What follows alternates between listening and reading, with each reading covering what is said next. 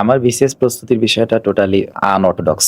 মানে নরমালি একজন BCS preparation যেভাবে নেয় তার থেকে মোটামুটি ভাবে অনেকটাই আলাদা। প্রথম কথা হচ্ছে আমি বিসিএস প্রিলি, রিটেন, ভাইবা এই টোটাল জার্নিতে কোনোদিন কোনো কোচিং এর বারান্দাতেও পা দিই নাই, একটা ক্লাসও করি নাই, একটা পরীক্ষাও দিই নাই, একটা মডেল টেস্টও দিই নাই। এইটা আমি চিন্তা করছিলাম আমি আমার মতো করে করব। এটা আমি একটা অনলাইনে একটা রিটেন বেসে ভর্তি হয়েছিলাম, কিন্তু আমি সেখানেও কোনো ক্লাস করি নাই। এবং দেখা যাচ্ছে আমি খুব বেশি হলে 20-30 মিনিটের মতো ক্লাস করছিলাম, এবং তারপরে আমার মনে হয়েছিল যে আমার কাছে ভালো লাগেনি, হয়তো তার ক্লাস অন্যদের ভালো লাগতে পারে। মানে সহজ কথায় বলতে গেলে আমি এরকম কোনো কোচিং বা কোনো হচ্ছে অনলাইন কোর্স বা এরকম কোনো কিছুর সাথে ইনভলভ না থেকে প্রিপারেশনটা নিয়েছি।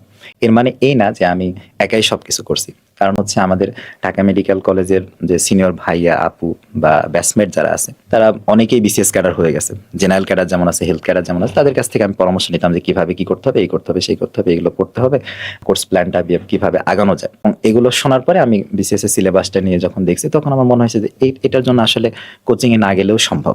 কেউ কোচিং এ যেতেই পারে, তাকে গাইডলাইন দিবে, তাকে সুন্দরভাবে পথটা দেখাই দিবে, সে ওইদিকে যাবে, সেটা আলাদা ইস্যু। কিন্তু আমার মনে হয়েছে এটার জন্য যে কোচিং এ যাওয়া বাধ্যতামূলক, এটা ভুল। কেউ চাইলে নিজেই এটা করতে পারে। এবং আমার কোচিং এ না যাওয়ার পেছনে আরেকটা কারণ হচ্ছে আমি যখন প্রথম পরীক্ষা দিব তখন আমি মোটামুটি পরীক্ষার 1-1.5 মাস বা 2 মাস আগে থেকে যখন প্রিপারেশন নেওয়া শুরু করবো, তখন তো আসলে ওই সময় কোচিং এ যে লাভ নেই, আমাকে নিজে পড়তে হবে, নিজে রিভিশন দিয়ে সবগুলো রেডি করতে হবে। আর ওই যে বললাম আমি যেহেতু কোচিং এ ক্লাস নিয়েছি, ইভেন সাধারণ জ্ঞান পর্যন্ত পড়াইছি, সেক্ষেত্রে আমার একটা ওরিয়েন্টেশন আছে। তো আমি নিজের মতো করে পড়াশোনা করে প্রিলিটা টিকে গেলাম। তো প্রিলি যখন টিকে গেলাম তখন মনে হলো তাহলে পরে তো আর প্রিলি দেওয়ার জন্য আমার কোচিং করার দরকার নেই। রিটেনটা যখন দিলাম বা প্রথম বিসিএস এ যখন ভালো হলো, সেক্ষেত্রে আমার মনে হলো যে কোচিং এ ওভাবে যাওয়ার দরকার নেই, বরং আমরা যারা আছি যদি কোনো কিছু দরকার হয়, সিনিয়র ভাইয়ারা আছে, আপুরা আছে, ব্যাচমেট আছে, তাদের সাথে ডিসকাশন করে নিলাম। বা ধরুন আমার কোনো একজন ব্যাচমেট, আমার খুবই ক্লোজ ফ্রেন্ড, সে আবার কোচিং করতো, আমি দুইটাকেই বলতেছি, একটা আনঅর্থোডক্স, একটা অর্থোডক্স।